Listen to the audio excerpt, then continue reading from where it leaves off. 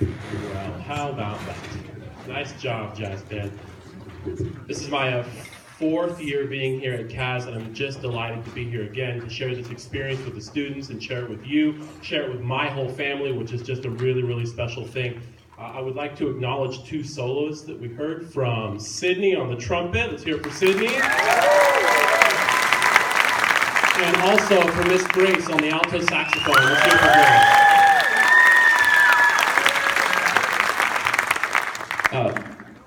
Music that's written for this level oftentimes has a jazz improvised solo written in the music that allows the students to use that and manipulate it and sort of use it as their little feature. So that's provided for the kids, but I would like to draw your attention to the fact that none of them are actually doing that. They are all actually improvising all of their solos, which is really, really a gutsy thing. We got to hear the jazz improv elective last night, and all of those kids were improvising, and really at the heart and soul of jazz is not what it's all about, is speaking your emotions through your instruments. So my hat is off to Grace and to Sydney. We're also going to hear several other solos as they spring up. So that was Count Basie's Flight of the Foobirds.